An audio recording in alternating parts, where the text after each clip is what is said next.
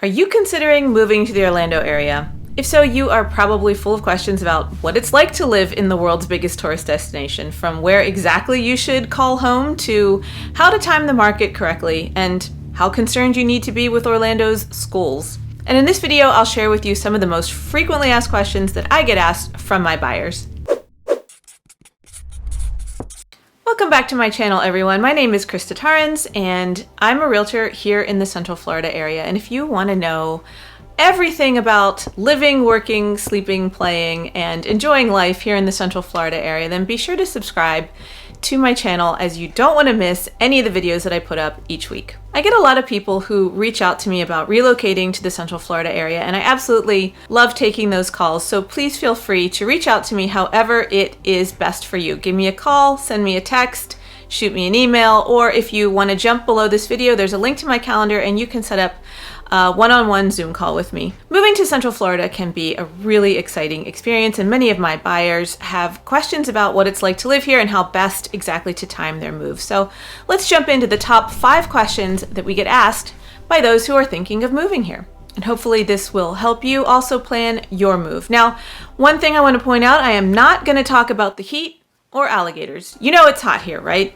You can't really ever know exactly how hot it is until you have laid your bare legs on your black car seat after it's been baking in the Walmart parking lot for an hour in August. There's really no way to prepare you for that. There just isn't. You just have to feel it for yourself. And the gators around here, well, they won't chase you down the street. And, you know, just like when you were a kid, you thought that quicksand was going to be a much bigger threat than it actually is in your adult life. I kind of think the same thing of alligators. They're really not that big of an intrusion into day-to-day life. So now that we've got that out of the way, let's talk about moving to Orlando.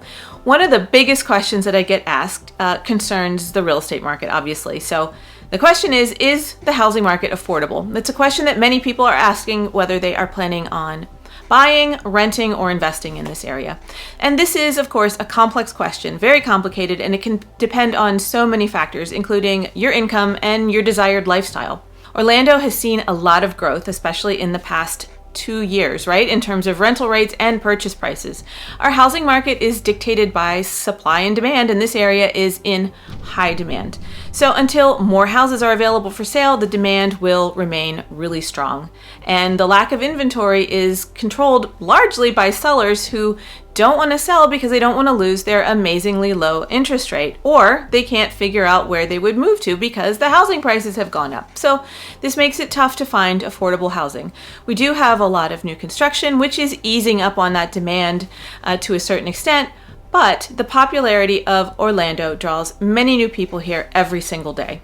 I foresee prices maybe leveling out, but over time, and the further out you travel from Orlando, the more affordable you will find the area to be. So if you are able to be somewhat flexible on your location, there are in particular many new home communities going up where you can get, for example, like a 4-bedroom, 3-bathroom home with a 3-car garage, where the builder will cover most of your mortgage related closing costs and buy down your interest rate by sometimes 2 or 3%. And those homes are at or lower than the average sales price we see right now in Orlando. I'm going to link above to a recent video that I made on this exact topic. So with careful research and budgeting and planning, I think anyone can find an ideal place in the Central Florida area to call home. One question that I get asked all the time is, should I wait a year to buy? If I knew the best answer to this, believe me, I would tell you. It's really the million-dollar question, but let's look at the facts. Orlando is coming out of a very strong and very imbalanced seller's market where prices skyrocketed and availability dwindled. And as a result, like many other markets across the US, we saw multiple offers on every listing, whether it was deserved or not, and prices shot far over the asking price within hours or days of a home being listed. Now, it's not like that anymore, and the market is starting to balance out, but it's not quite there yet. Many sellers are locked into super great interest rates, and that leaves them very reluctant to sell. And many of those who are selling are still holding out for that top dollar amount. And even though homes are sitting on the market for longer, I still see them selling for very close to the asking price. And by that I mean like 90% to 100% of the asking price. It's not like it was in 2013 where you could offer 60% of the asking price and the seller was so desperate that they just might actually accept it.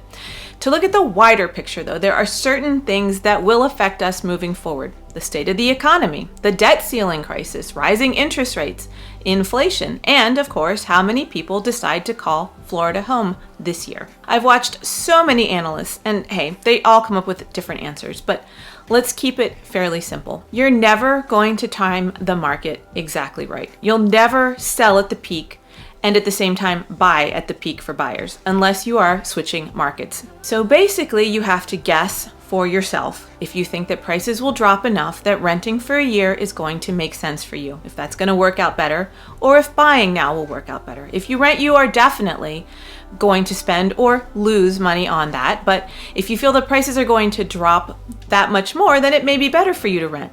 Sales have fallen off, but houses are still selling and prices have not dropped that much yet. For my parents out there, what are the schools like? How can I make sure that I'm in a good school zone for my kids? Florida's schools are for sure a genuine concern for many people moving here from out of state. Of the counties in Central Florida, niche.com, which is a website I suggest you check out, ranks them in the following way. Seminole County is ranked 4th. Orange County, which is where Orlando is located, is ranked 20th. Volusia County is 39th on that list. And then Lake and Osceola County, we're not even given numbers. They're somewhere down further towards the bottom. Okay, so let's say that your dream home that you have found is in Lake County. What are you going to do if you have kids and you're concerned about the quality of the education they're going to receive? Well, within the public school system of each county, there will be schools that are ranked, of course, higher than others. And so there is still plenty more research to do that you can do to put your mind at ease. We have also free public charter schools in every county, and these are public initiatives that are government funded and oftentimes offer a really amazing educational experience for your child. Some of them focus on really specific topics like maybe a specific foreign language or a classical style education, or are more hands-on learning. They go through a rigorous process in order to receive funding and are often really high achieving schools. There are also magnet programs within poorer performing public schools designed to attract the brightest students to that school, to allow them specialized classes in a field that interests them, like, for example, STEM or performing arts or business or math or nursing. And these magnet programs and charter schools are at all levels, from elementary all the way on up to high school. So you don't really need to think that you are trapped into or forced to send your child to the school that is closest to you or that you're zoned for. You do have other options. Of course, there are also many private schools in each county. I'm not going to talk about those in this video, but there are also lots of colleges in Central Florida within a very quick commute, and some within just a couple of hours away. So you're going to have University of Central Florida, Stetson, Rollins, Embry-Riddle, Seminole State, and Daytona State College, to name a few. A huge question I get asked is kind of a funny one because everyone asks it no matter what side of the political spectrum they fall on. So I might hear, I'm liberal or I'm conservative. Will I fit in Central Florida? I will always do my best to skirt around this issue delicately because as a realtor, I do have to be really careful about what is called steering, which is encouraging a buyer to look at one area over another based on something that is not really related to housing, be it race or political persuasion or anything else really.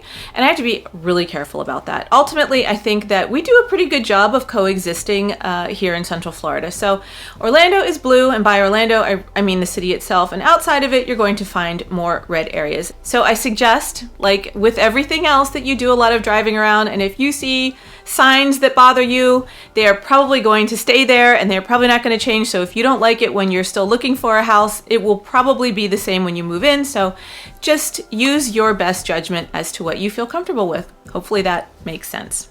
Finally, a question that I get asked all the time is, how's the job market? So this is something that I get asked over and over again from people who are moving here, especially from out of state. They're concerned about salaries and availability.